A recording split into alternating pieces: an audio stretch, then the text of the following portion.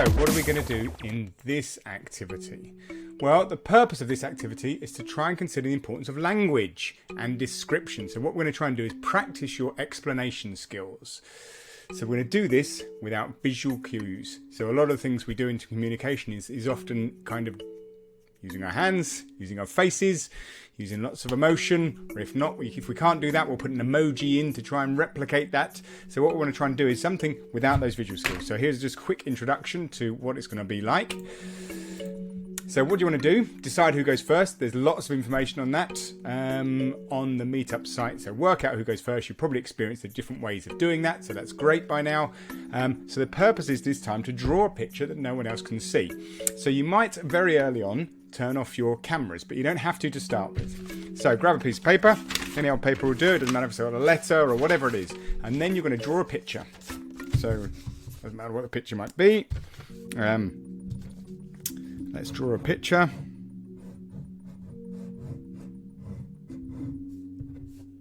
You don't know what's going to be.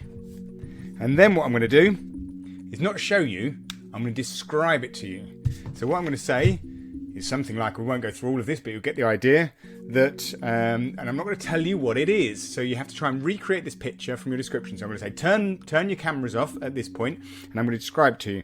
So the picture is in the middle of my page, and it's quite even on both sides of it, and from top and bottom. So it fills up the middle portion of my page, and it's got a sort of triangle at the top, followed by another triangle below it, and then another triangle below that, and then there's a rectangle at the bottom, and on the corners of those triangles are little circles. Okay, and then your job is to try and recreate that. You might have thought what that looks like in your head. And then when you finish that, you get everybody to turn their cameras on and show their pictures. And then what you can do is see whether it looks anything like the picture I've just drawn. Now, I suddenly realised I didn't describe which way up the triangle was, so you might have drawn it completely differently. So this is all about your description skills. So what you're going to do is draw a picture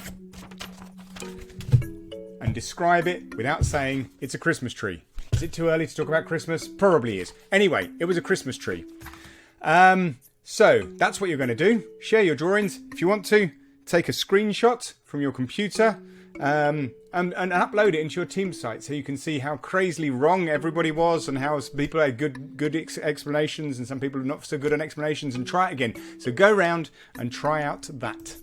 So tips, don't try and draw something that's too easy, like it's a square, or too complicated, like it's the Mona Lisa or a cityscape of Cardiff.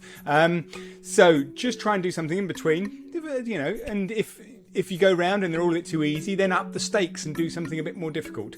Try and think about the shapes and the orientation on the page. So what does it look like? Not just telling, you can't say I've drawn a picture of a Christmas tree. You have to try and think about how to describe that without saying what the actual item is. People might try and guess as they go through, but try and think about the shapes, the orientation, how big it is, how far it is from each of the sides, and see if you can get it really pretty accurate in comparison to your picture. And that's a really good description. And in almost all of your academic disciplines, describing things is going to be really important, using language to describe exactly what is going on.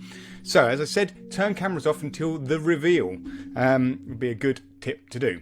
And then you can just really only focus on those auditory cues. So you can do some variations. I've said, why not take a screenshot of the pictures? Why not upload it? Maybe why not share it with your program team? They may share some of the pictures if they're doing a Friday review. They might want to do that. So kind of email your program leader and say, this is what we did. This is how good or terrible some of our pictures were. Share it, or share it however you want to share it, but obviously get permission from your team.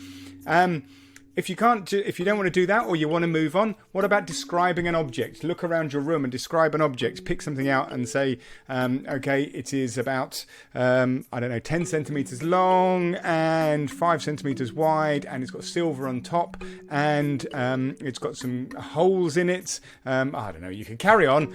I was trying to describe this, some headache tablet things. Would you have got that? I don't know, probably not from that description. So, try and do some other things using language, using words, without saying exactly what it is. It's really good to hone those descriptive skills.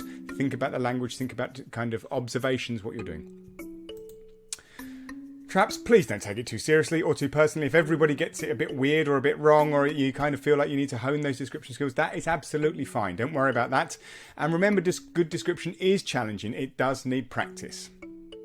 You can see how terrible I was at that. So, as always with this, good luck with it. Have fun. I hope you learned something about trying to describe stuff and use language. And if somebody's really good at it, try and pick up what have they done? How did they do that? So have fun. Enjoy. Take care.